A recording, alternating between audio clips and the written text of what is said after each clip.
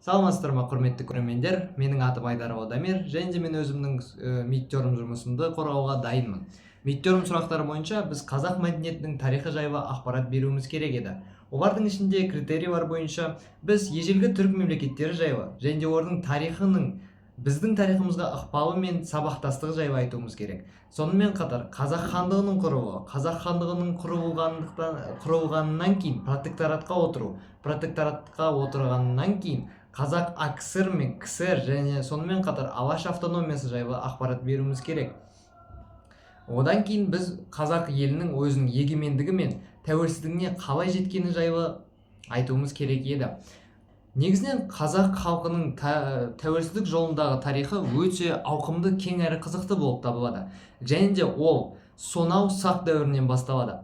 Қазақ тарихы өзі негізінен көптеген елдердің тіршілік етуімен, олардың құлдырауымен байланысты. Яғни ешбір түрік мемлекеті болмағанда қазақ хандығы да болмас еді. Қазақ хандығы болмағанда біздің қазіргі мемлекетіміз және болашағымыз болмайтын еді. Сондықтан менің ойымша бүкіл ежелгі түрік мемлекеттері мен орта ғасыр, кейінгі орта ғасыр және де басқа одан кейінгі болған түркі мемлекеттерінің бәрінің тарихы біздің тарихымызбен сабақтастығы өте зор. Себебі олар болмағанда біз де болмас едік. Және де олардың ең біріншісі біз айтып кеткендей сақ еді. Сақ тайпалары, яғни сақ тайпалары біздің заманымыздан бұрын 8 және 3 ғасырлар арасында өмір сүрген болатын. Және де олардың тайпалары өзінің өмір сүру өңірлеріне байланысты бөлінетін. Яғни Парадараялар, Хаумавардалар, Массагеттер және тағы басқалары. Сонымен қатар олардың өзіндік ерекшеліктері болатын. Мысалы, Хаума тайпалары Хаума сусынын ішетін және жасайтын, ал Тиграхаудалар шошақ бөріктілер деп аталатын. Себебі 1969 жылы Есік облысында табылған алтын адам оған мәселе, яғни оған дәлел. Себебі табылған алтын адам Тиграхауда тайпасының өкілі еді. Сонымен қатар келесі мемлекеттеріміз туралы айтып кетсек, қазақ тарихына әсер еткен, яғни олар орта ғасырлық түркі мемлекеттері түрік қағанатынан бастап, яғни түрік қағанаты 552 және 603 жылдар аралығында Алтайдан Каспийге дейінгі аймақты мекендеген түрік мемлекеті болып табылады. Оның негізін 552 жылы Бумын қаған қалаған болатын. Ол қалай болды десеңіз, 552 жылы Бумын қаған аварларға, яғни жужандарға қарсы соғыс ашып, оны жеңеді. Сол жеңіс арқылы ол түрік мемлекетіне өзінің дербестігін, яғни тәуелсіздігін береді. Ал енді түрік терминінің қолдануы жайлы тоқталсақ, ол алғаш рет Қытай деректерінде 542 жылы қолданылған болатын. Ал ерте тарихқа келсек, 492 жылдан бастап түріктер өзінің дербестігі мен тәуелсіздігі үшін күресін бастаған болатын. Және де 492 жылы түріктердің аварларға қарсы ең алғашқы жеңіспен аяқталған соғысы болған болатын. Алайда 532 жылы аварлар оларды қайтадан талқандап өзінің ықпалына алып алатын болады. Ал енді саяси тарихына тоқталсақ, 552 жылы біз айтып кеткендей Бумын қаған аварларды талқандатады. Бірақ ол толығымен талқандатпайды. Сондықтан Бумын қаған қайтыс болғаннан кейін және Мұқан қағанның билікке келуімен 555 жылы Мұқан қаған аварларды толығымен талқандайды. Сонымен қатар 568 жылы түріктер Византиямен одақтастық жасайды. Бұл одақтастық Иран мен Қытайға қарсы бағытталған болатын. Және де сол арқылы түріктер жібек матасын өндіруді үйренген болатын. Және икемденген болатын оған. 563-тен 567 жылдар аралығында түріктер эфталиттерді жаулап алған болатын, ал 570 жылы олар Каспий маңын жаулаған болатын. Сол арқылы олар ең ірі әрі ұлы мемлекеттердің біріне айналған болатын. Алайда 581 жылы ішкі тартылыстар арқылы түрік қағанаты әлсірей бастады. Ал 603 жылы ішкі қарама-қайшылықтар мен билік үшін таластың арқасынан олар екіге бөлініп кетеді. Яғни батыс және шығыс бөлігі. Ал енді келесі мемлекетке келсек. Келесі мемлекетіміз Батыс Түрік қағанаты. 603 пен 704 жылдар аралығында Жетісу, Шығыс Түркістан және Орта Азия аумағын мекендеген халық болып табылады. Оның басшысы Тон Ябғу арқылы олар ондық Бодон жүйесіне көшкен болатын. Ал 627 жылы олар Византияға көмек көрсеткен болатын. Сонымен қатар олардың ең негізгі тайпалары Дон мен Нүшеби болатын. Және де Ұлы Жібек жолына үстемдік еткен болатын. Келесі мемлекетіміз Шығыс Түрік қағанаты. Шығыс Түрік қағанаты 682 және 744 жылдар аралығында өмір сүрген болатын. Және олардың мекендеген аумағы Монғолия, Алтай және Жетісу өңірі болып табылады. Бұл жерде сұрақ пайда болуы мүмкін. Неге Түрік қағанаты 603 жылы ыдыраған болса, Шығыс Түрік қағанаты 682 жылы пайда болған? Бұған себеп 603 жылы Түрік қағанаты бөлініп кеткен кезде және Шығыс Түрік қағанатынан бөлінген кезде олар Қытайдың ықпалына түсіп қалған болатын. Сол арқылы олар Қытайға тәуелсіз болып, өзге дербес мемлекет болған жоқ. Ал 682 жылы Монғолия жерінде Қытайға қарсы жасалған соғыста жеңіске жету арқылы олар өзінің дербестігіне қол жеткізген болатын. Және де Шығыс Түрік қағанаты бізге Білге, Күлтеген қағандар сияқты өте ұлы әрі былайша айтқанда тарихта өзінің іздерін қалған қағандармен белгілі. Сонымен қатар Шығыс Түрік қағанаты руна жазуларының пайда болуымен белгілі. Олар Қытайлармен қарым-қатынас жасаған болатын және олардың саяси құрылымы десек те болады. Қаған, Бек, Бұйрықтархан, Қарабұдын және Тат. Бұл жердегі Қаған ол ел басшысы, Бек ол яғни уәзірі немесе көмекшісі болып табылады. Бұйрықтархандар ол әскери басшылары, Қарабұдын қарапайым халық, ал Тұт ол құлдар болып табылады. Келесі біздің мемлекетіміз, яғни Түргеш қағанаты 704 пен 756 жылы Жетісу аумағын мекендеген болатын. Тоқталып кетсек, Батыс Түрік қағанаты Түргеш қағанатының шабуылдары ықпалынан былайша айтқанда талқандалған болатын. Түргеш қағанатының негізін салған Үшлік қаған болатын. Және де олардың Шу бойындағы астанасы Суяб, ал екінші астанасы Күңгірт болып табылады. Жетісу аумағында орналасқан және де сепаратизмнің әсерінен екіге бөлінген болатын, яғни сары және қара түргештерге. Арабтармен шабуылға түскен болатын және үлкен шайқастарға оларға былайша айтқанда әсер еткен ол Сұлу қаған. Сұлу қаған 715 және 738 жылдар аралығында билік еткен болатын.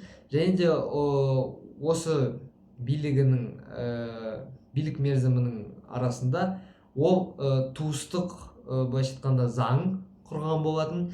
Және де сонымен қатар Астананы Таразға көшірген болатын. Және де елді 20 аймаққа бөлді. Сонымен қатар 7000 әскерге жеткізген болатын. 737 жылы Тоқарсқан жерінде шайқас болатын, ал 738 жылы Навакент жерінде Сұлу қағанды өзінің қолбасшысы Баға Тархан өлтіреді. 748 жылы Қытайлар Суяб қаласын және Тараз қаласын, Ташкент қаласын басып алады. Алайда 751 жылы Атылық шайқасы басталады. Атылық шайқасында Қытай, Араб, Түргеш қарулықтарға қарсы шайқасады. Және де бұл әрине үштік одақтың, яғни сол кездегі үштік одақтың арабтар мен Түргеш және қарулықтардың жеңісімен аяқталады. Олардың жеңісі арқылы Қытай Жетісудан ығысады және де түркі мемлекеттері өзінің дербестігі мен жерін және мәдениетін сақтап қала алады. Сонымен қатар 756 жылы 5 жыл өте түргештер қарулықтарға талқандалады. Яғни қарулықтар түргештерді талқандайды. Сонымен қатар Атылық шайқасынан кейін олардың жеңісінен кейін ислам діні тарала бастайды. Қарухтарға тоқталсақ, қарухтар 756 және 940 жылдар аралығында өмір сүрген болатын. Негізгі астанасы Суяб болып табылады. 840 жылдарда Енисей қырғыздарымен бірге ұйғыр қағанатын басып талқандады. Сонымен бірге олар Жетісу, Тара және Баласағұн аумағын мекендеген болатын, және де Қарахан мемлекетінің негізін қалаған болатын. Және де тарихына тоқталсақ, 766 жылы Суяб пен Таразды басып алады. Ал 940 жылы қарахандықтар, яғни сол кездегі Қашқардың түрік билеушілерінен жеңіліп талқандалатын болады. Келесі мемлекетіміз Хазар мемлекеті. 7 және 10 ғасырлар арасында солтүстік Кавказ бен Ертіс бойын мекендеген халық еді, және мекендеген мемлекет. Сонымен қатар 8 ғасырда алғаш рет түркі мемлекеттерінің арасында иудаизмді, яғни еврей дінін қабылдаған мемлекет еді. Сонымен қатар Ұлы Жібек жолының шығыс тармағын басқарған болатын. Шығыс тармағын басқарғанымен сауда жолы сол жерден өтетін, және сауда жағынан өте дамыған мемлекет еді. Сонымен қатар Хазар мемлекеті көптеген түркі тайпаларынан құралған мемлекет еді. Олардың бірі түркі тектес Хазарлар, Қыпшақтар, Бұлғарлар, аландар мен славяндар болып табылады. Сонымен қатар Хазарлар 965 жылы Киев Русінің ықпалынан, яғни Киев Русі мен оғыздардың бірлестігінен талқандалады. Келесі мемлекетіміз достар ұйғыр қағанаты. Ұйғыр қағанаты 744 және 840 жылдар аралығында Моңғолия және Орхон бойын мекендеген болатын.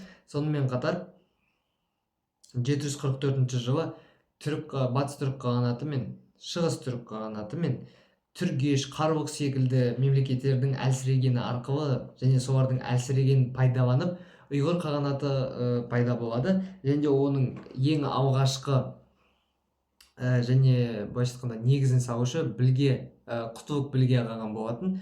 744 және 747 жылдар аралығында билік еткен болады. Олардың негізгі орталығы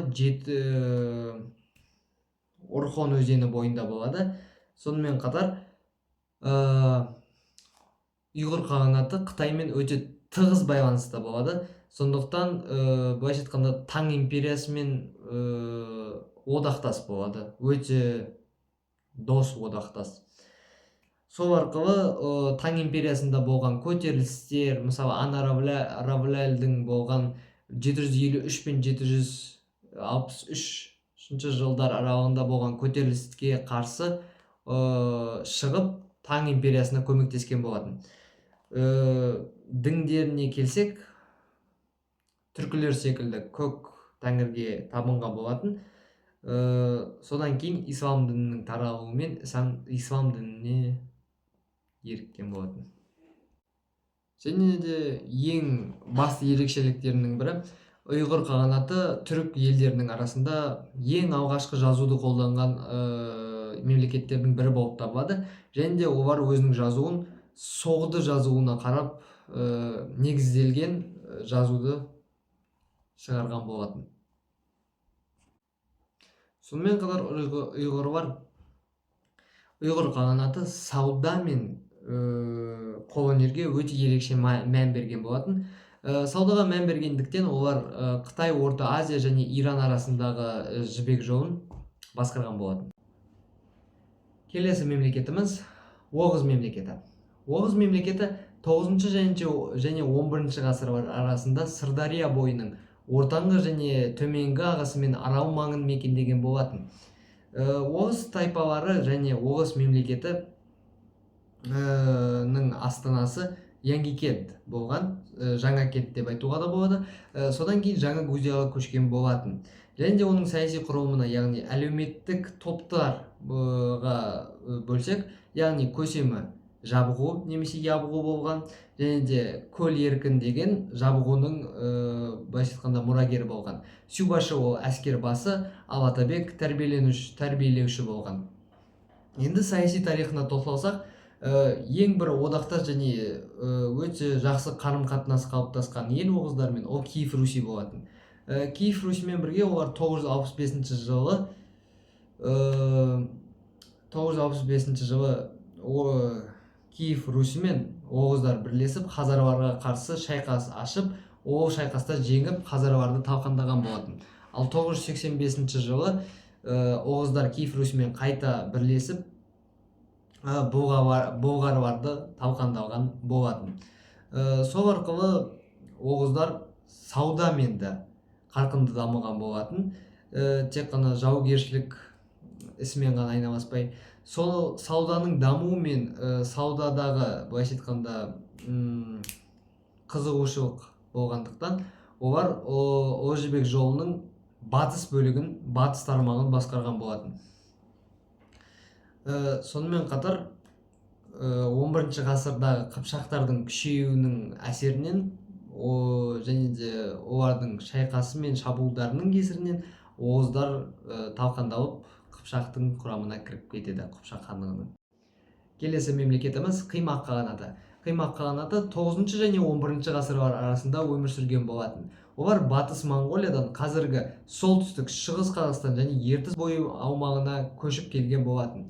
Сонымен қатар Қимақ қағанаты 7 негізгі тайпадан құралған болатын. Олар татар, Қимақ, Қыпшақ, Ланикас, Ашлар, Имек және де Бахадыр тайпалары болатын. Және сонымен қатар олардың шаруашылығына тоқталсақ, Қимақ қағанатындағы негізгі шаруашылық бойынша айтсақ, тер илеу мен жартылай мал шаруашылығы, егіншілік пен балық аулауды қалыптасқан болатын.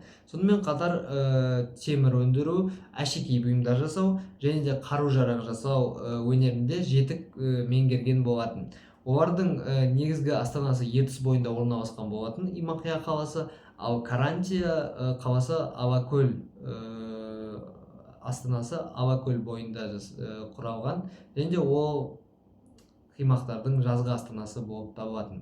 Және Қимақтардың тағы бір ерекшеліктерінің бірі, ол әрине олардың қамыс қалам мен күміс айнаға түркі жазуларын жазуы.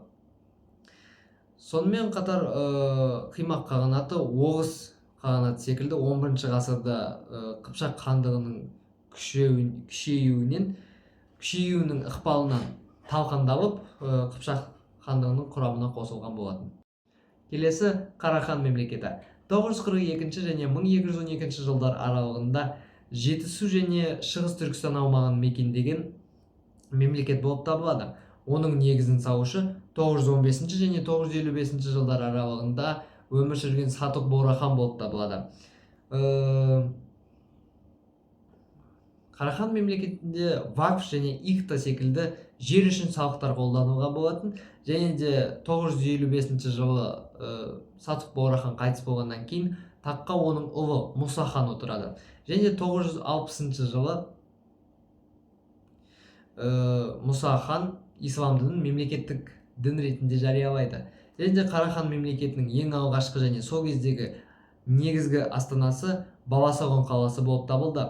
Алайда 1040 жылы Қарахан мемлекеті батыс және шығыс бөлікке бөлінеді. Және де бөлінгендіктен астаналары екеу болады және де ауысады.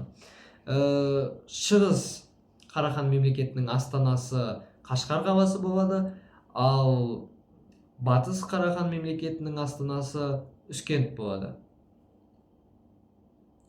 Сол арқылы қарахандықтардың бөлінуі мен әлсіреуі арқылы қарақытайлықтар 1137 жылы қарахандықтарды басып алып, оларға салық төлеткізеді. Яғни қарақытайларда айтылғандай харадж салығын, яғни жер салығын төлеткізеді. Харадж салығының құны қарахандықтар үшін 300 динар еді. Сонымен қатар 1141 жылы қарахандықтар селжуктармен бірігіп Қарақытайларға қарсы шығады. Бұл соғысты Катуан соғысы деп айтады. Бірақ Қарақытайлардың күшінің әсерінен қарахандықтар қайта әлсірейді.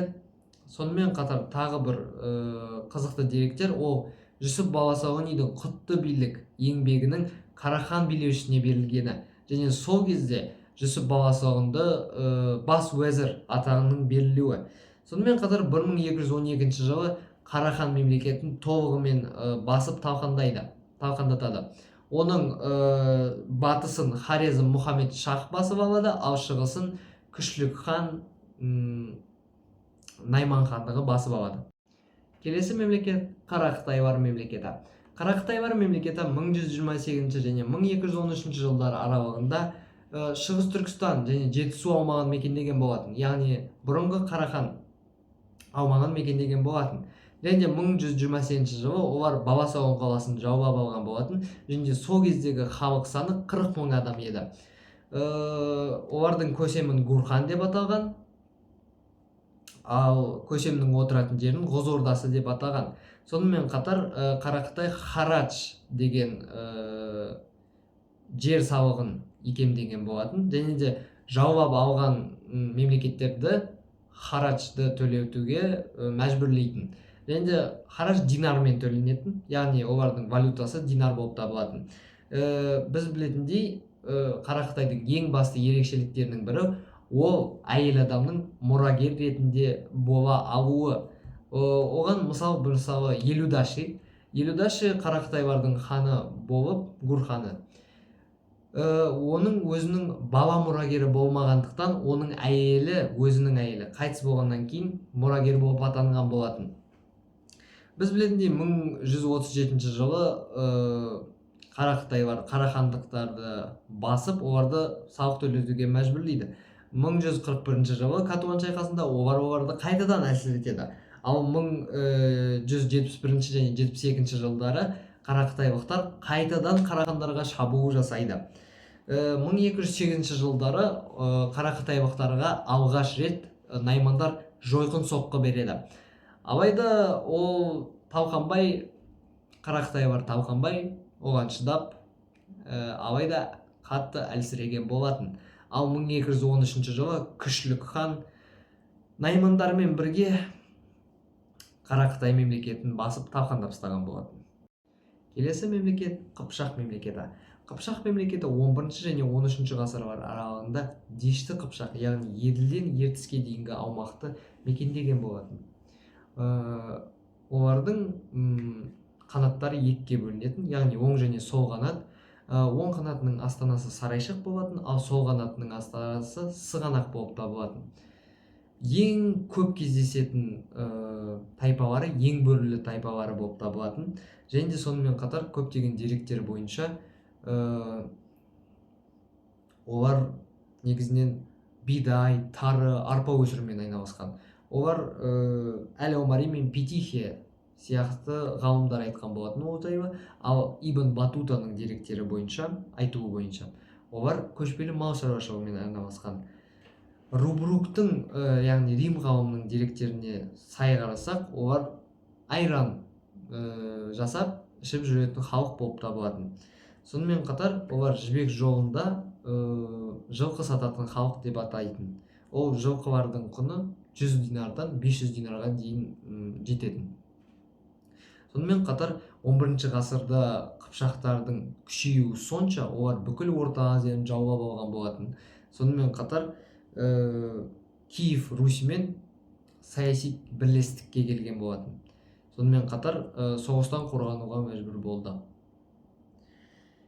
Арал теңізіне келіп, оғыздарды ығыстырған болатын. Біз бағана айтып кеткендей, оғыздар 11 ғасырда Қыпшақтардан ұтылған болатын. Және де оларға Хорезм қарсы шыққан болатын. Сол кезде Қыпшақ-Хорезм соғысы басталады. Алайда 13 ғасырда бұл соғысты моңғол шапқыншылығы тоқтатады. Сонымен қатар оның соғыстың тоқталуы арқылы моңғол шапқыншылығы осы мемлекеттерді талқандап өзінің қатарына қосып алған болатын. Келесі мемлекетіміз ол Наймандар мен Керейттер мемлекеті. Оларға бөлек тоқталсақ, Найман мемлекеті Батыс Моңғолия мен Ертіс өзені аралығында құрылған болатын. 10 және 13 ғасырлар аралығында сол аймақты мекендеген болатын. Алайда 12 ғасырға дейін олар Ляо империясының құрамында болған болатын. 12 ғасырда Ляо империясынан шыққаннан кейін олар өзінің жорықтарын бастаған болатын. Және де олардың былайша айтқанда ең ірі тұлғаларына тоқталсақ, олар Норкеш Дайын, Инаш Білге және де сонымен қатар саяси қақтығыстар кезінде наймандардың екіге бөлінуі, яғни бұйрық пен Даян хандардың бөлінуі. Сонымен қатар 1201 жылы біз білетіндей моңғол шапқыншылықтардың басталуының әсерінен Даян хан құрылтай бастайды. Ол құрылтайға қырғыз, меркіт, найман сияқты тайпалар қатысады, және де қалай Шыңғыс ханды тоқтатуға болады екен, немесе моңғол шапқыншылығына қарсы тұруына былайша айтқанда әскер жинауды мақсат ретінде салған болатын. Енді біз тоқталғандай 1208 жылы олар Қара Қытайларға ең бірінші соққы береді. 1213 жылы олар Қара Қытайды басып алады. Және де 1212 жылы Шығыс Қарахандарды құлатады. Сонымен қатар олардың дін жағына келсек, олар христиан дінінің неастариандық бағытын ұстанған болатын. Және 1217 жылы Жебе мен Сүбедеге келеді, және де бұл моңғол халқынан және де Жетісу халқын мейірімді түрде берілуін сұрайды. Алайда сөз салады, Найман халқы бас тартады. Соның кесірінен 1219 және 1221 жылдары моңғолдардан жеңіліп, моңғол империясының құрамына кіріп кететін болды. Келесі мемлекетіміз Керейттер мемлекеті. Керейттер мемлекеті Найман мемлекеті секілді 11 және 13 ғасырлар арасында Моңғолия ертіс жағалауында өмір сүрген болатын, және Жетісу аумағында. Және де олардың былайша айтқанда ең танымал тұлғаларының бірі ол Маркус хан, Оң хан және Торы хандар болып табылады. Керейттердің негізгі астанасы Битөбедік қаласы. Және де олар 11 және 13 ғасырлар арасында моңғолдардың келуіне дейін моңғол тайпаларының ішінде ең мықтысы болып табылатын. Және де біз айтып кеткендей, керейттер ол моңғол тайпаларының бірлестігі болып табылады. Сонымен қатар Торы ханның бастары кезде ол Торы хан Шыңғыс ханның әкесінің досы болып табылды. Сол үшін Торы хан Шыңғыс ханмен одақтас болып келетін болды.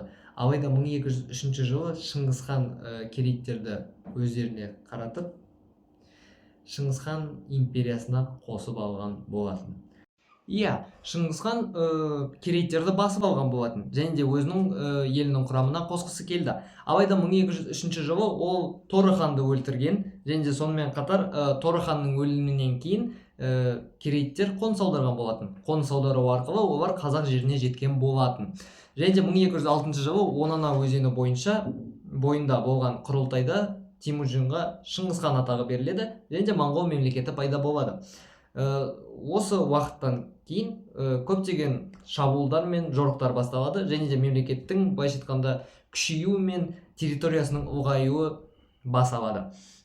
Және де сонымен қатар Шыңғыс хан өте әділ, мықты әрі себепсіз жазаламайтын былайша айтқанда басшы еді. Және де сонымен қатар оның тағы бір насихаттарының бірі ол яссы, яғни жасақ заңдар жинағы 2 бөлімнен тұратын, яғни цитаталар мен арнайы баптардан. Сонымен қатар 1207 және 1208 жылдар аралығында Енисей қырғыздары да бағындырылып жауланып алатын болады Жошы баласымен. Сонымен қатар 1219 мен 1221 жылдар арасында жалпы Қазақстан территориясы Шыңғыс ханның қарамағына өткен болатын. Бұл тарихтағы былайша айтқанда ең үлкен төңкеріс пен біздің тарихымыз үшін іргетас болып табылатын жағдайлардың бірі болып табылады.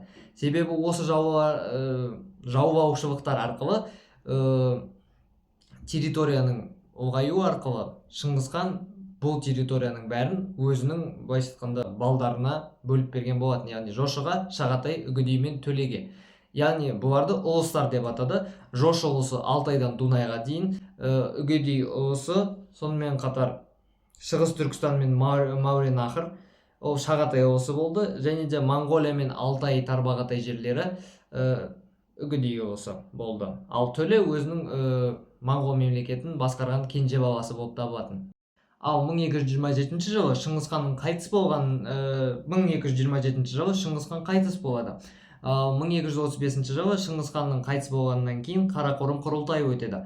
Құрылтайда құрылтайдың батысқа көшу жайлы жағдай көтеріледі, және де бұл жорықты Бату басқаратын болады, және де 1241 жылы сол жорықпен ол Дунайдан бірақ шығатын болады. Дунайдан бірақ шығып, Жошы ұлысын кеңейткен болатын.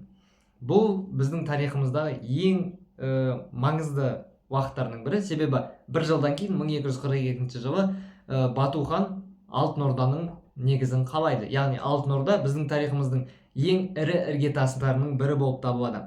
Және де оның астанасы Сарай Бату болып болады. Сарай Бату қаласы, Бату салған қала.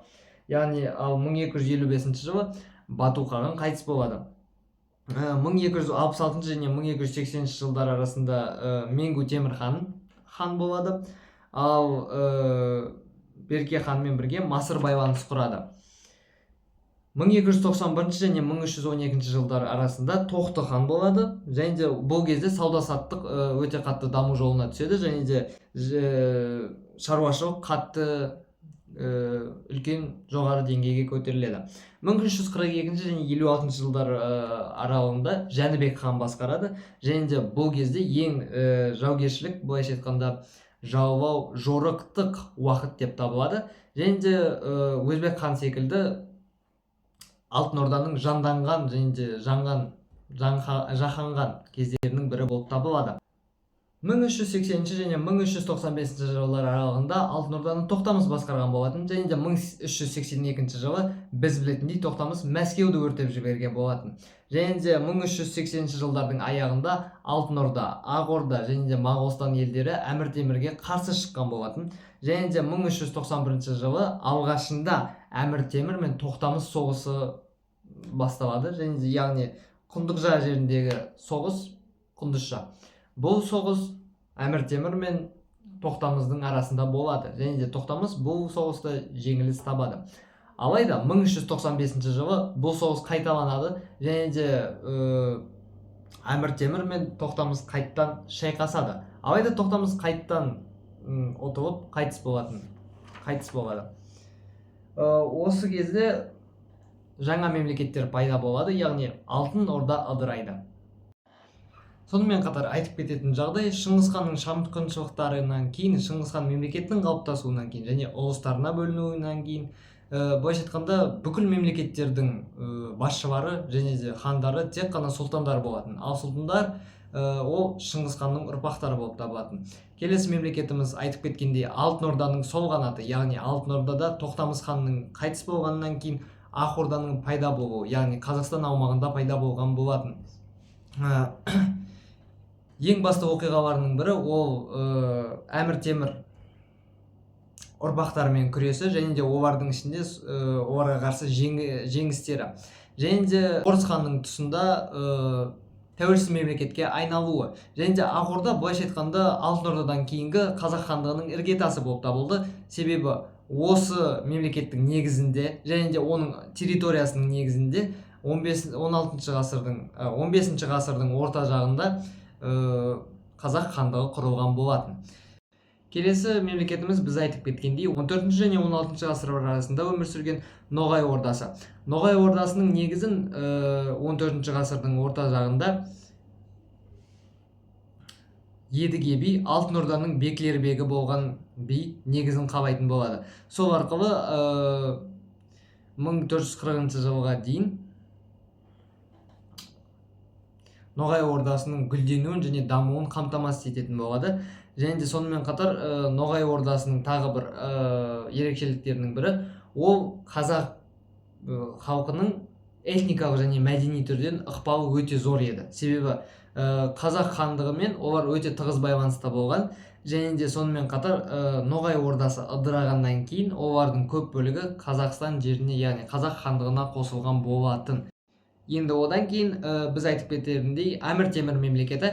Әмір Темір біз білетіндей Моғолстанға өте көп жорықтар жасаған атақты тұлға ретінде білеміз. Және де оның мемлекеті 1336 және 1405 жылдар аралығында өмір сүрген болатын.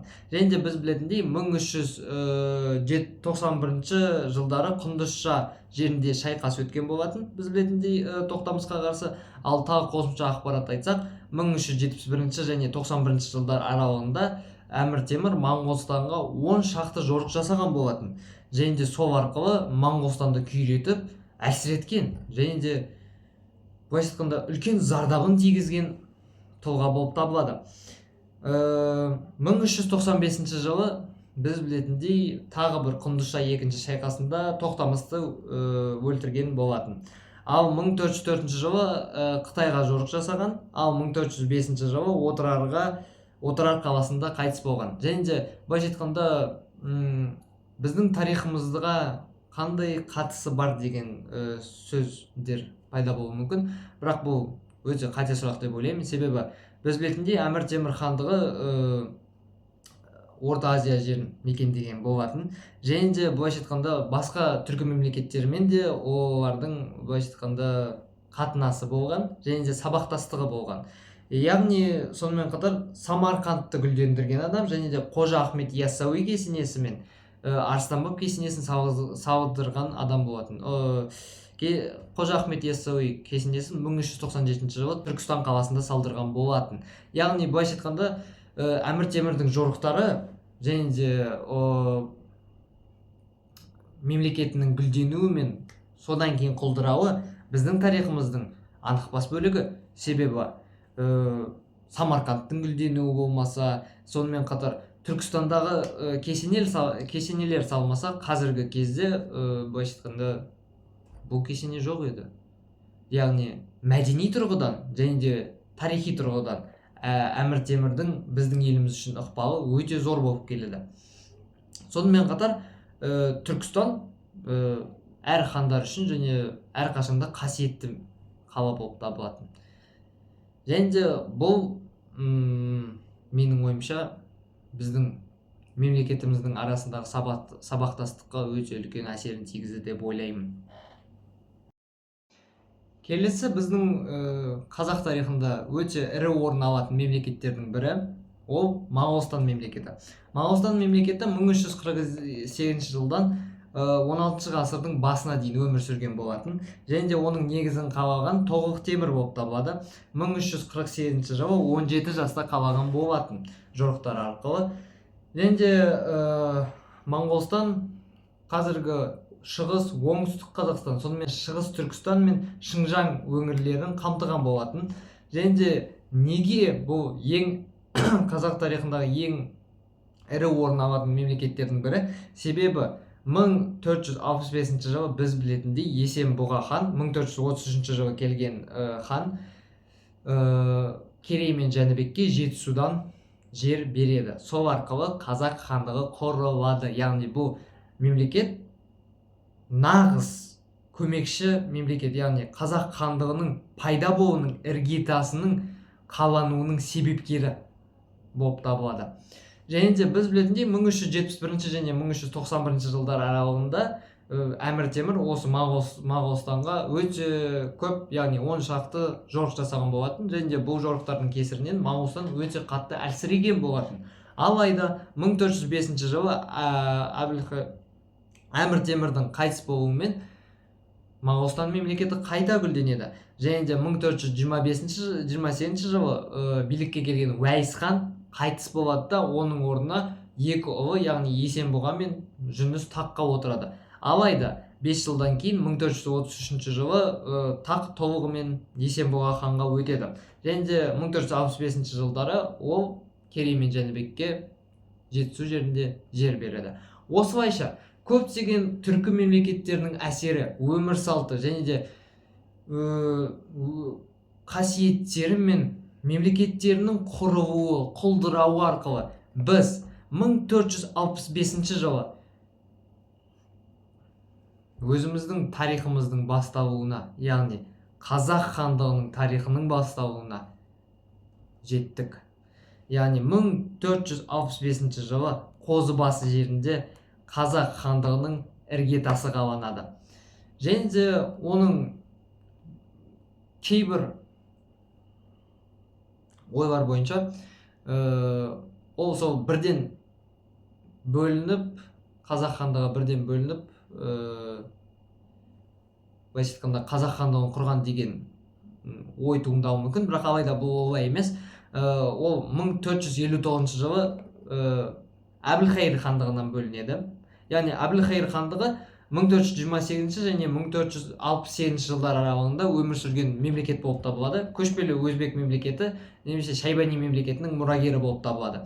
Және де Әбілхайыр хан 1428 жылы Батыс Сібірді жаулап алады. Осылайша көшпелі өзбек хандығы пайда болады. Оны 200-ге жуық тайпа қолдайды, және де сол арқылы Әбілхайыр хан өзінің хандығын құрады. Және де көптеген жорықтар арқылы көшпелі өзбек хандығы дами түсады. Және де 1446 жылы Самарқандқа жорық жасайды. Ал 1467 жылы Моғолстанға жорық жасайды. Алайда 1468 жылы Моғолстанға жасаған жорығында Әбілхайыр хан кенеттен қайтыс болады. Сол арқылы 1459 жылы Әбілхайыр ханның былайша айтқанда билігіне көңілдері толмаған, Әбілхайыр ханмен бастары сыйыспаған Керей мен Жәнібек 200 мыңға адаммен жуық бөлініп Қозыбасы жеріне келіп, 1459 жылдан 1465 жылы Жетісу өңіріне келіп, Есенбұға, яғни Моғолстан ханынан Жетісу өңірін жерді сұрап, Есенбұға Керей мен Жәнібекке сол жерді сәтті береді. Неге десеңіз, Жетісу өңірі сол кезде былайша айтқанда бұл стратегиялық және политикалық көзқарас еді. Себебі Жетісу өңірі сол кезде жаулардың көп шабатын жері еді, және де сол арқылы ол Моғолстанды былайша шеттеп және қорғап қалатын жер секілді берді.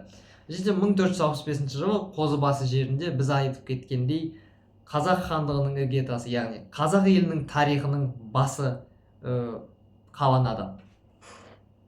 1465 жылы Қозыбасы және яғни Жетісу өңірінде қазақ хандығы құрылғандықтан кейін олардың алғашқы орталығы Шу мен Талас өңірі болып табылатын.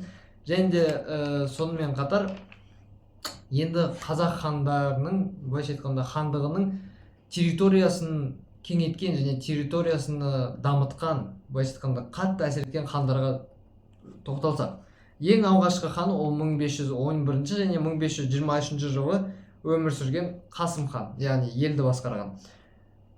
Қасым ханның кезінде алғашқы заңдар жинағы пайда болған болатын, яғни Қасым ханның қасқа жолы. Бұл былайша айтқанда заңдық биліктің іргетасының қалануының басы еді. Сол арқылы былайша айтқанда мемлекеттің басқару жүйесі кішкене өзгере түсті, және де заңдар жинағы арқылы заңнамалық нормалар қосылған болатын. Және де Балқаш өңіріне дейін, сонымен қатар Түркістан, Ташкент жерлеріне дейін, сонымен қатар Қарқаралы, Ұлытау және Ертіс бойларындағы қалалар толығымен Қазақстан қарамағына өткен болатын Қасым ханның кезінде. Және де ең тағы бір қатты қосқан үлестерінің бірі, ол Қасым ханның билігі кезінде қазақ хандығының халқының саны 1 миллионға дейін жетті.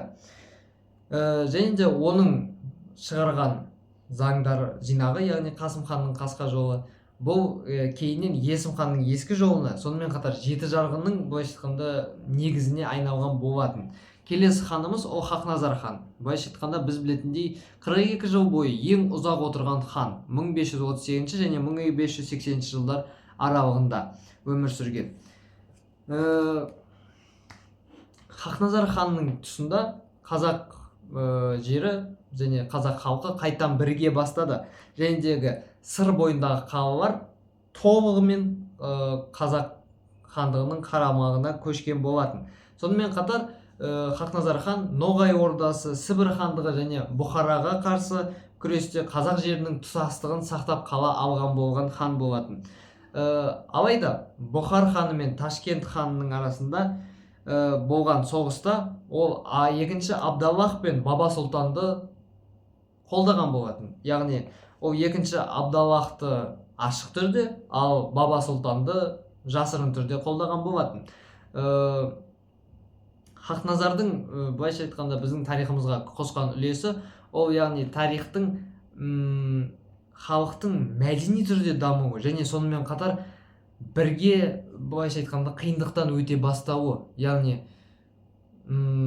берілмей ешқашан сынбау. Яғни қаншама күрес және де қаншама мемлекеттердің арасындағы шайқастар болмаса да бәрібір ол қазақ хандығының бір тұтастығын сақтағысы келді және сақтап қала алды. Яғни бұл былайша айтқанда билердің бөлінбеуі, яғни жүздерге бөлінбеу, былайша айтқанда халықты бір тұтас түрде ұстау.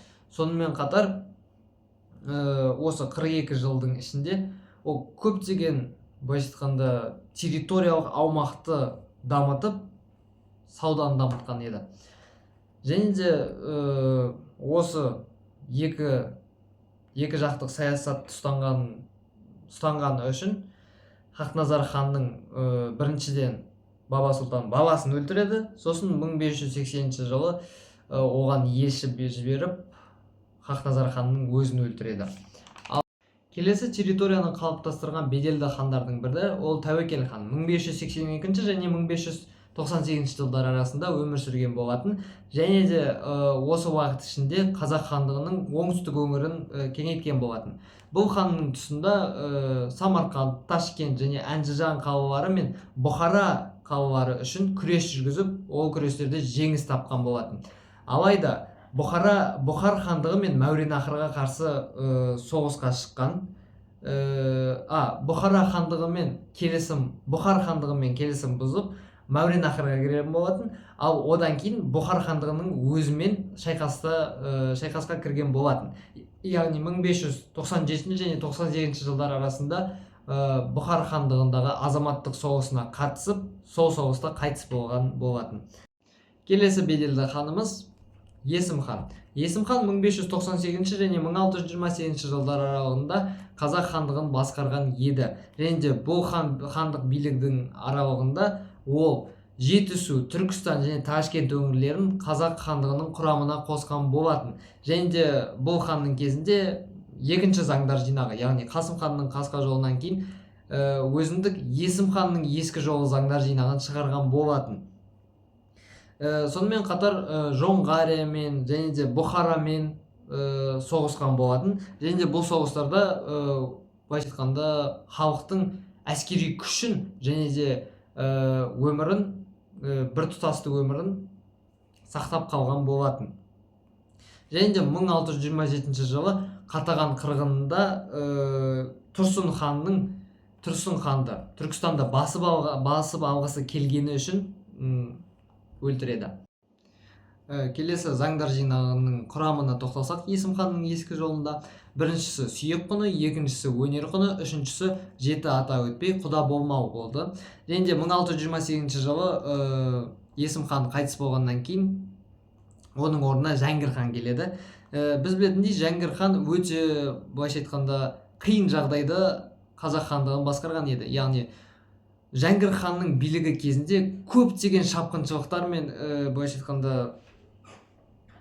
соғыстар болды. Және де біз білетіндей ең ірі ерліктерінің бірі ол Орбұлақ шайқасында болған ерлігі, яғни 600 әскермен 50.000 жоңғардың әскеріне қарсы былайша айтқанда тұра алуы және жеңіске жетуі. Ал біз білетіндей оған Жалаңтөс батыр 20.000 әскермен бірге көмекке келеді. Бірақ 600 әскермен 500.000 әскерге тұру деген оңай нәрсе емес.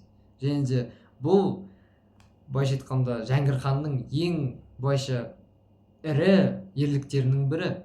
Себебі сол үшін оны Салқам Жәңгір деп атап кетті. салқам жәңгір дегеніміз батыр жәңгір деген сөзді білдіреді.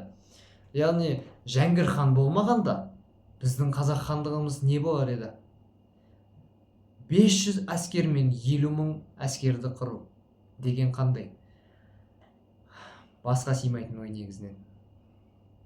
Себебі қазақ хандығын сол кезде басып алғанда қазіргі таңда Жоңғарияның астында немесе Қытайдың елшісінде болар ма едік? Келесі біздің тарихтағы ең беделді ханымыз ол Тәуке хан, яғни 1680 жылы Жәңгір хан қайтыс болғаннан кейін билікке Тәуке хан келеді. Тәуке ханның келуімен 3 би бірігеді. Әрине, енді соншама жыл былайша айтқанда біздің көздеген, біздің былайша айтқанда күшіміздің жиналуы, мықты болуымыз және біртұтастығымыз осы кезде пайда болды. Яғни 1680 жылы Тәуке ханның келуімен және де 3 бидің біріктіруі арқылы 7 жарғы заңдар жинағының пайда болуы. Яғни Есім ханның, Қасым ханның заңдар жинағының былайша айтқанда жинақталып, өзіндік тағы бір жүйелерді қосу арқылы және де билер сотымен бірге ақылдасқандары арқылы 7 жарғының пайда болуы. 7 жарғы былайша айтқанда ең беделді заңдар жинағы болып табылады. Және де Тәуке ханның басқарған кезі қазақ тарихында алтын ғасыр кезеңі деп аталады. Бұл бекерден бекер болмайды. Сонымен қатар ол солтүстікте Ұлытау мен Ертіске дейін, ал оңтүстікте Ташкент пен Түркістанға дейін территорияны кеңейткен еді. Және де 1718 жылы Аягөз бойындағы шайқаста қайтыс болады. Тәуке ханның қайтыс болғаннан кейін және де алтын ғасырдың аяқталуынан кейін қазақ халқы басынан ең қасіретті әрі ең қиын кезеңдерін кешірген болатын. Ол яғни жоңғар шапқыншылықтарының өте қатты күрт өсуі мен былайша айтқанда қазақ халқының қырыла басталуы. Олардың бірі Ақтабан шұбырынды мен Алқакөл сұламанның өтуі. Ал 1718 жылы сол уақытта кіші жүздің ханы Әбілқайыр елдің біртұтастығын сақтап қалғысы келді. Және де 1726 жылы Бұланты шайқасында жеңіске жеткен болатын. Сонымен қатар 1729 жылы Аңырайқан шайқасында да жеңіске жеткен болатын. Алайда 1731 жылы ішкі алауыздық пен сырттан келген жауларға, яғни жоңғарлардың тоқтаусыз шапқыншылықтары мен қауіптерінен қорқып, Анна Иоаннаға протекторатқа қол қоюға рұқсат сұрайды. Яғни орыс Ресейге кіруге рұқсат сұрайды. Яғни олардан көмек сұрап, олардың қорғанысын сұрайды. Біз білетіндей 1735 жылы Әбілқайыр хан Орынборда осы протекторатқа қол қояды.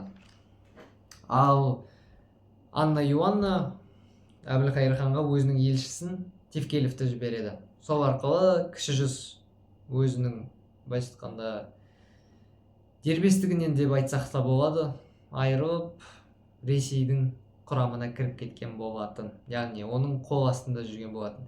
Ал біз білетіндей Ресейдің көздегені бір нәрсе еді. Ол қазақ хандығын қорғау емес, қазақ хандығын сақтап қалу емес, сол қазақ хандығының жерін иелену, халқын құру және де қыру болмаса да халықты өзінің ой санасынан, тарихтан айырту. Осылайша кіші жүз қазақтары Ресей құрамына кірді. Ал енді келесі беделді хандарымыз ол Абылай хан. Әрине, Абылай хансыз қайқа келеміз. 1771 жылы не деген қиыншылықтарды көрген, қандай жағдайларды бастан кешірген Абылай хан. Жоңғардың құлдығында болған адам, Төле биден ақыл алған адам. 1771 жылы қазақ елін біріктірген ең көрнекті тұлға болады. Алғашында ол орта жүз ханы болып, 1771 жылы 300-дің ханы болып аталады. Және де 300-дің басын қосатын тағы бір хан болып табылады. Және де солтүстіктен ертіске дейін, шығыстан тарбағатай мен алтайға дейін, ал батыста ұлытау мен торғайға дейін территорияны шектейді. Абылай хан былайша айтқанда алтын ғасырдың екінші кезеңі, яғни осы 10 жылдың ішінде 1771 мен 1781 жылдар аралығында Абылай хан қазақ хандығының дамуына ең үлкен үлесін қосқан адамдардың бірі болып табылады. Себебі ол сонымен қатар ішкі саясатты ғана қолдай ғана қоймай, сыртқы саясатпен де айналысқан, өте жақсы айналысқан адамдардың бірі болды. Яғни Абылай хан Қытай мен Ресей арасындағы қарым-қатынасты өте жақсы деңгейге көтерген болатын. Сол арқылы елдің тәуелсіздігін сақтап қалған болатын. Алайда Абылай ханның қайтыс болғаннан кейін, яғни 1781 жылы 300 қайтан бөлініп, әрқайсы өзінің хандарын иеленеді. Ал енді осыдан кейін 300-дің басын қосайын деген, және де ең былайша айтқанда тәуелсіздіктің сол кездегі белгісін, яғни тәуелсіздік деген күрестің көрінісі болған адам ол Кенесары Қасымұлы, яғни Абылай ханның немересі. 1837 жылдан 1847 жылдар арасында Ресей үкіметіне қарсы тұрады. Ресей үкіметінен қорықпай, оларға жауап беріп, бекіністерді қиратып, өзінің наразылығын ашық түрде білдірген адам болатын. Яғни бұл адам қазақ тарихындағы соңғы хан, және де былайша айтқанда 300-дің біріктірген, яғни бір көтеріліске жинаған адам болып табылады. Себебі біз білетіндей қазақ тарихында ең ірі көтерілістердің бірі ол Сырым датұлы мен Кенесары хан көтерілісі. Яғни Сырым датұлы көтерілісі 1783 және 1797 жылдар арасында болады. Ол 14 жылға созылады, ол ұзақта болады, және де ол да ұлт-азаттық көтеріліс ретінде саналады. Яғни былайша айтқанда ұлттың ой санасын көтеріп, тәуелсіздікке деген жолға тұруы жайлы. Алайда бұл екі көтерілістің арасында ең басты ерекшелік бар. Ол не десеңіз, Сырым датұлының көтерілісі 300-ді қамтыған жоқ, ол тек қана 100-ді қамтыған көтеріліс еді. Ал Кенесары Қасымұлының көтерілісі толығымен 300-ді қамтыған көтеріліс болды. Яғни бұл былайша айтқанда заслугалар арқылы, яғни бұл ерліктер арқылы ол 1841 жылы қазақ ханы болып аталады. Және де оның билік ету кезінде қазақ хандығы дербестік үшін былайша айтқанда өте қатты күрескен еді. Және де бұл қазақ хандығының соңғы ханы болған 1847 жылы, яғни көтерілістің аяқталу жылы қалай болды десеңіз, көптеген жорықтардың болуы мен әскердің былайша айтқанда қырылуынан Кенесары Қасымұлы қырғыз жеріне келіп көмек іздеуге келген болатын.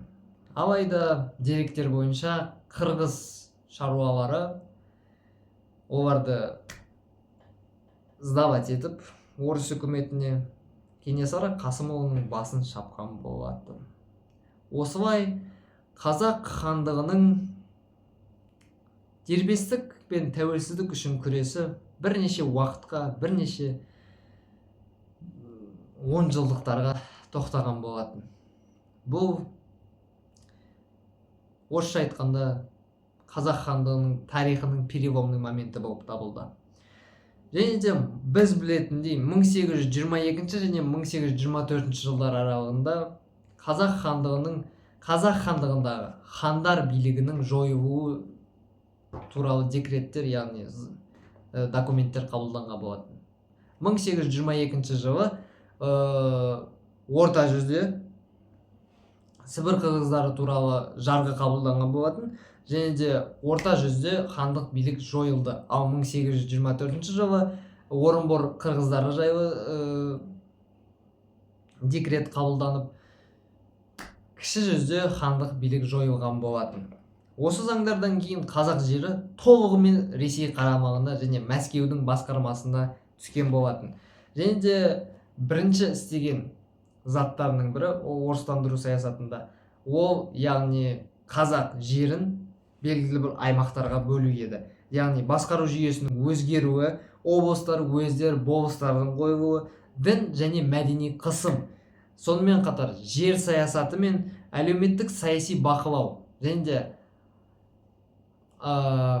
ағартушылық қызметтің былайша айтқанда цензура салынуы және де оған кедергі келтірілуі.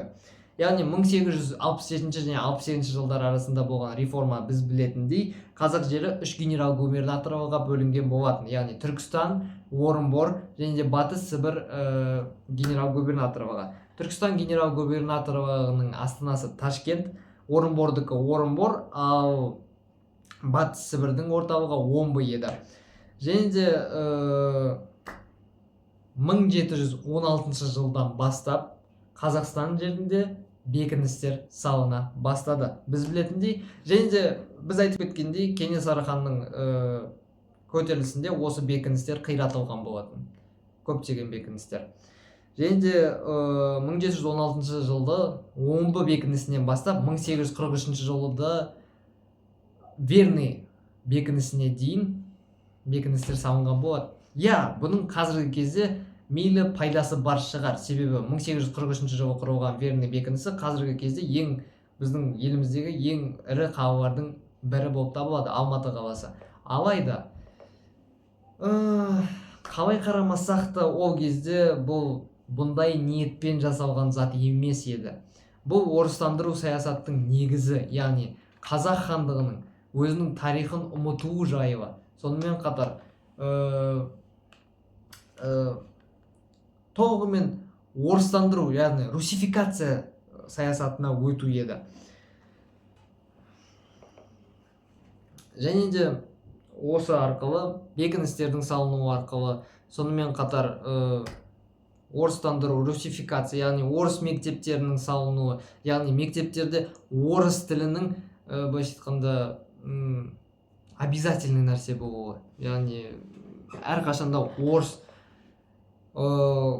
орысша оқыту, медреселердің жабылуы, яғни былайша айтқанда халықтың ой санасын түнелдетіру, яғни өшіру, былайша айтқанда қазақтың өзінің тамырынан сол келе жатқан сақ дәуірінен Алтын Орда мен Моңғолстанға дейінгі тарихын толығымен үзіп тастау. Тарихын білмеген жетесіз, біз айтқандай. Русификация саясатында бұл туралы өте жақсы білген. Және де сол арқылы тарихы жоқ, халықтың болашағы жоқ. Тарихын өшіру арқылы орыс саясатында қазақ халқының болашағын өшіргісі келді.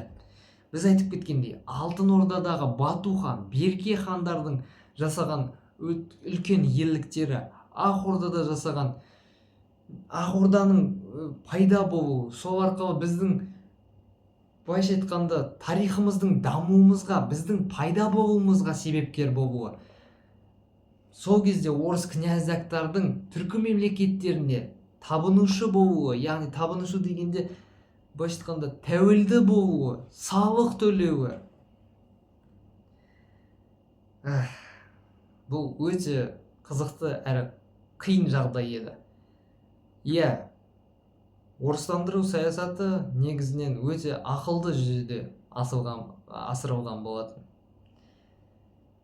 Алайда 1917 жылы шілдеде Орынбор қаласында бірінші жалпы қазақ съезінде Алаш партиясын құрып, Алаш партиясын құрған болатын. Алаш партиясы, яғни олардың көсемдері Әлихан Бөкейханов, Міржақып Дулатов, Ахмет Байтұрсынұлы секілді ұлы тұлғалар еді. Және де бұл тұлғалар қазақ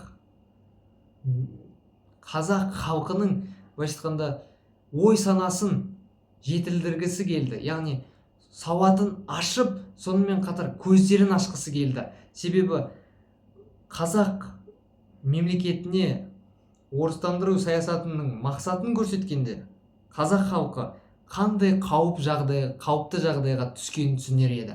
Және де сол арқылы өзінің тәуелсіздігі үшін күресті қайта бастайтын еді. Кенесары ханның былайша айтқанда мұрагерліктерінің жалғасын табатын еді. Және де сол жылдың желтоқсан айында екінші жалпы қазақ съезінде Алаш Орда, яғни сол кездегі Алаш автономиясы құрылады. Және де ол Алаш автономиясының үкіметі Алаш Орда деп аталады. Және де Алаш Орданың ішінде 25 адам болатын. Және де олардың 15 адамы қазақ, 10 адамы басқа ұлт өкілдері еді. Яғни бұл Алаш Орданың тек қана ұлтшыл деп айтылғандай, тек қана өзінің ұлтының жағдайын ғана қарастырғаны жайлы емес, демократиялық жүйеде дамығаны туралы көруге болады. Әрине, Алаш Орда өзінің қазақ елінің дербестігі мен тәуелсіздігі, сонымен қатар діни мен мәдени мақсаттарын сақтау, және де тарихты мен мәдени ерекшеліктерін сақтауды көздеді. Сонымен қатар дербестігі мен тәуелсіздігіне жетуді. Алаш автономиясының территориясына келсек, Торғай, Семей, Жетісу, Сырдария облыстарын және Каспий маңы мен Бөкей Ордасын қамтыған болатын. Алайда 1920 жылы кеңес үкіметінің келуімен Алаш партиясы және ордасы таратылған болатын. Оған қарамастан 1920 жылы Қазақ автономиялы кеңестік социалистік республикасы пайда болды. Яғни 1920 жылы 26 тамызда бүкіл ресейлік орталық атқару комитеті және РКФСР халық комиссарлары кеңесі Қырғыз, сол кездегі кемсіту ретінде айтылған сөздердің бірі, Қырғыз АКСР-ның құрылу жайлы жарлығына қол қойған болатын. Және де 4 қазанда осы жылдың Қазақ АКСР алғашқы құрылтайын өткізген болатын. 1920 жылы Алаш партиясы мен Алаш автономиясы таратылғаннан кейін 1920 жылдың 26 тамызда бүкіл ресейлік орталық атқару комитеті мен РКФСР халық комиссарлары Қырғыз АКСР, сол кездегі кемсіту формасының бір түрі болып табылатын, қазақтарды қырғыз деп аталуы, Қырғыз АКСР-дың пайда болуына жарғысына қол қойған болатын. Сол арқылы ол өзінің өмірін бастаған болатын. Және де 1920 жылдың 4 қазанында ол алғашқы құрылтайын өткізген болатын. Және де сол құрылтайда оның астанасы Орынбор болып жарияланды. 25 жылы 1920 және 25 жылдар аралығында, 1925 пен 29 жылдар аралығында Қазақ АКСР-дің астанасы Қызылорда, яғни сол кезде Ақмешіт қаласы болады. Ал 1929-дан 97 жылға дейін Алматы қаласы Қазақ АКСР-дің және КСР-дің астанасы болып табылады. Қазақ АКСР құрамына Ақмола, Семей, Торғай, Орал, Сырдария облыстары кірген болатын. Кейіннен оларға Жетісу мен Түркістан аумақтары қосылған болатын. Және де Қазақ АКСР-дің өмір сүруіндегі қиындықтарының ең ірі қиындықтарының бірі ол ұжымдастыру саясаты. Сонымен қатар 1921-22, сонымен қатар 1933-33 жылдар аралығында болған ашаршылық, яғни сол кездегі 1 миллиондаған адамдардың қайтыс болуы, қырылуы, неткен азап, неткен қиындық бастан кешірді қазақ халқы сол уақытында.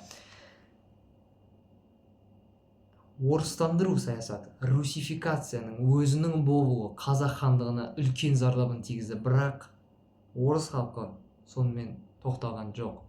Сол арқылы сол кездегі үкімет айтуы бойынша және үкіметтің былайша айтқанда қазақ жерін иеленуінің қатты келгісі келгендіктен жасанды ашаршылықтың болуы, сонымен қатар натуралды ашаршылықтың болуы қазақ қазақ халқының миллиондаған адамдардан айырылуы, былайша айтқанда өте қиын жағдай еді. Сонымен қатар бүкіл халықты қырып қана қоймай 1937 және 38 жылдар аралығында сталиндік репрессиялар басталды. Және де былайша айтқанда халықтың ең беделді, ең ақылды, ең ағартушы ақындар мен жазушыларды, алаш зиялыларын, басқа да қазақ зиялыларын ату жазасына кескен болатын. Және де сол кездегі таққан айыптары ұлтшыл деген сөз еді.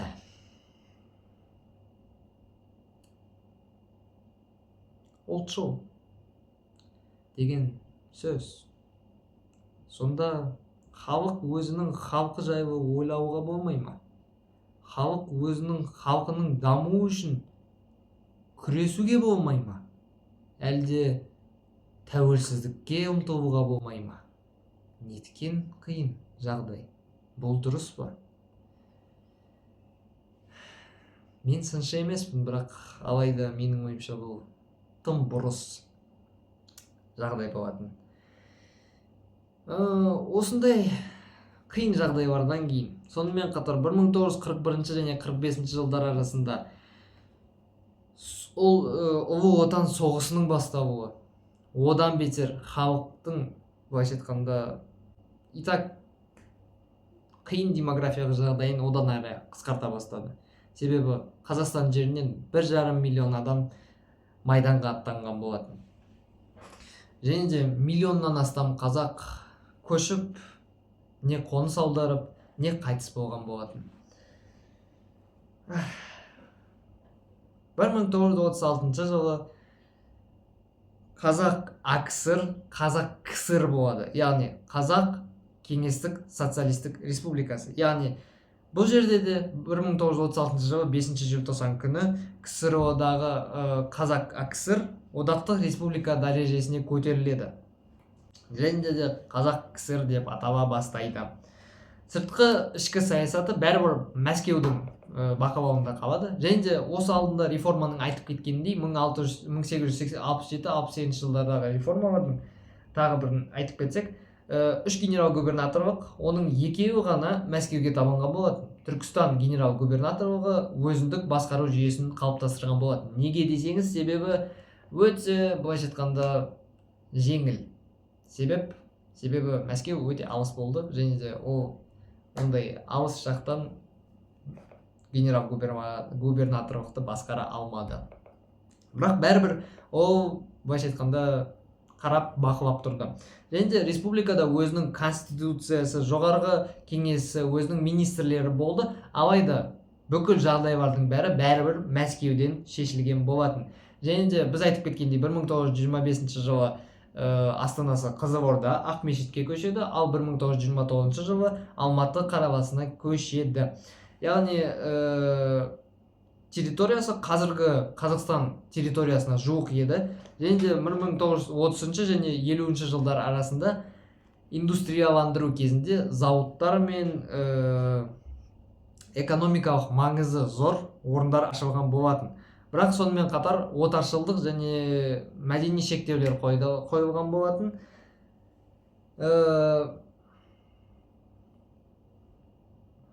Айтып кеткендей, сталиндік репрессияларды сол кездегі қазақ қоғамына үлкен зардабын тигізді.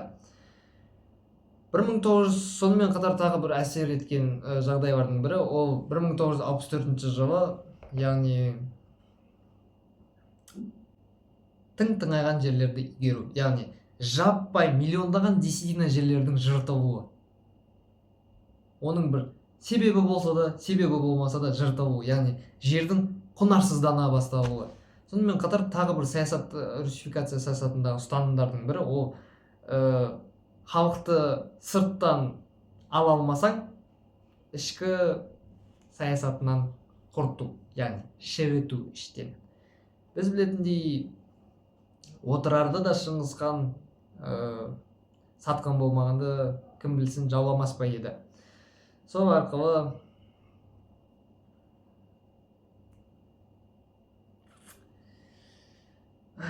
соншама жер жыртылған болған. Бұл өте қиын жағдай негізінен қазақ тарихындағы.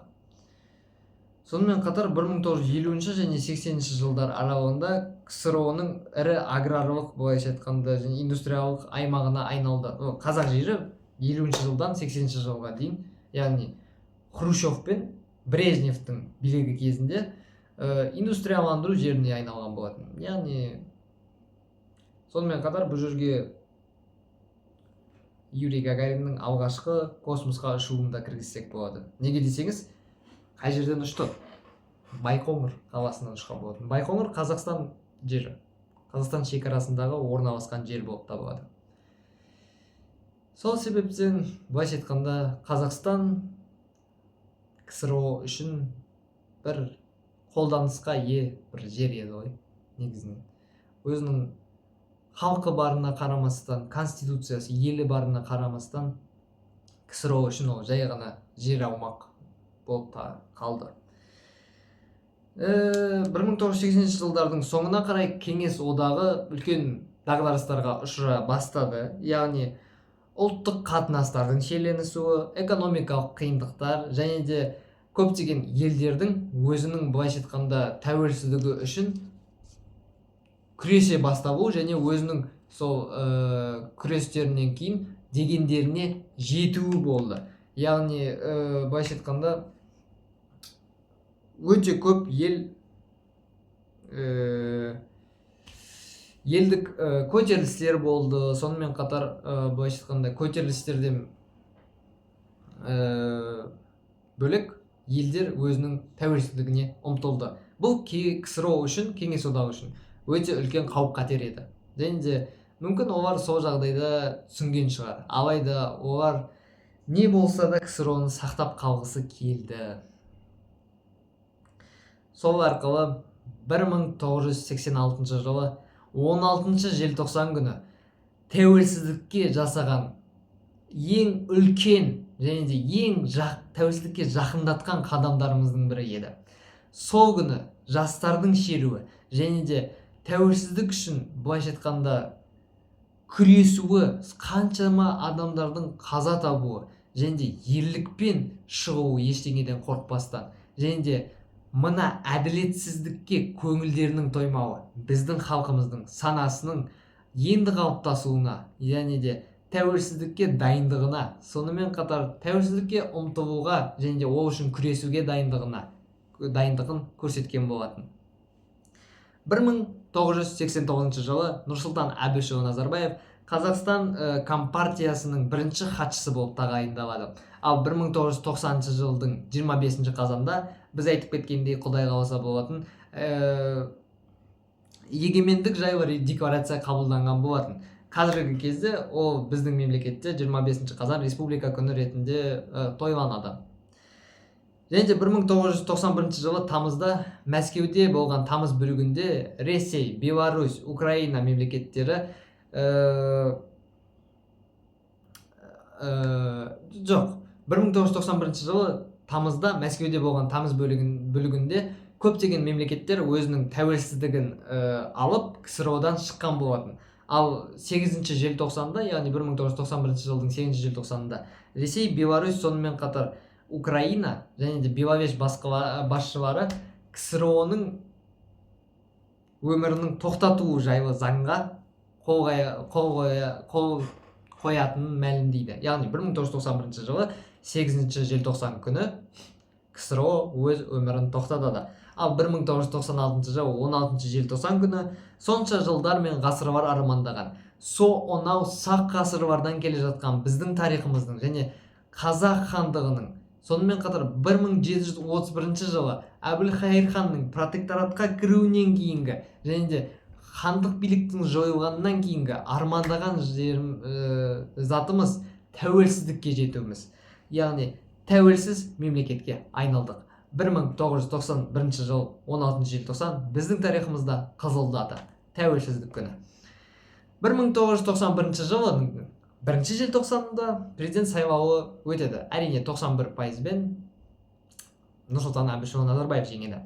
Ал 1992 жылы Қазақстан әлемдік деңгейде өз деңгейін көрсетеді, өз беделін көрсетеді. Яғни БО мүшесі болып атанады. Ал 1993 жылы біздің ұлттық валютамыз 15 қараша күні қабылданады. 1997 жылы ел астанасы Алматыдан Астанаға көшеді. Яғни сол кездегі Ақмола қаласына оның сосын атауы Астанаға ауыстырылады. 2017 жылы 12 сәуір күні рухани жаңғыру программасы, яғни мақаласы көрсетеді Нұрсұлтан Әбішұлы Назарбаев. Ал оның алдында 1995 жылы Қазақстан 2030 стратегиясы жарияланады. Яғни 2030 жылға дейінгі біз мемлекет дамуы керек және де дамыған елдердің қатарына кіру керек деген былайша айтқанда жоспар шығады. Одан кейін 2012 жылдарға қарай Қазақстан 2050 стратегиясы шығады және де бұл стратегияда да 2050 жылға дейін Қазақстан дамыған 50 дамыған елдердің қатарына кіруі қажет деген жоспарлар беріледі.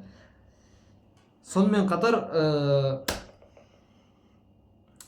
былайша айтқанда ішкі қақтығыстар мен көптеген жағдайлардың әсерінен мүмкін билікте көп отырғандықтан 2019 жылы 19 наурыз күні Нұрсұлтан Әбішұлы Назарбаев өзінің былайша айтқанда президенттік билігінен бас тартып, оны қалдырады. Және де оны премьер-министр болған, яғни 1999 және 2002 жылдар аралығында премьер-министр болған Қасым-Жомарт Тоқаев қабылдап билікке отырады. Осылайша қазіргі уақытқа дейін біздің тарихымыз осылай дамып келе береді. Қабдеш Жұмаділовтің айтуы бойынша тарихын білмеген адамның болашағы жоқ. Яғни біз білетіндей тарих болмаса болашақта болмайды.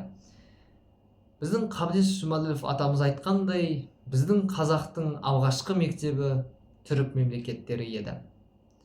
Яғни біздің тарихымыз сонау ежелгі түркі мемлекеттерінен бастап осылайша қазіргі уақытқа дейін созылады. Біз өзіміздің тарихымызды біліп қана қоймай, сонымен қатар онымен мақтан тұту керекпіз. Себебі біздің ата-бабамыз бұл жер, бұл тәуелсіздік үшін және де сонау қиындықтан өткен үшін қатты тырысқан еді. Және де сонау ата-бабамыз армандаған армандарына біз жеткен болатынбыз. Енді еліміздің бірлігін, тәуелсіздігін сақтап, аман-есен бәрі күшті болып, Қазақстанды алға жылжытып дамыта берейік халайық.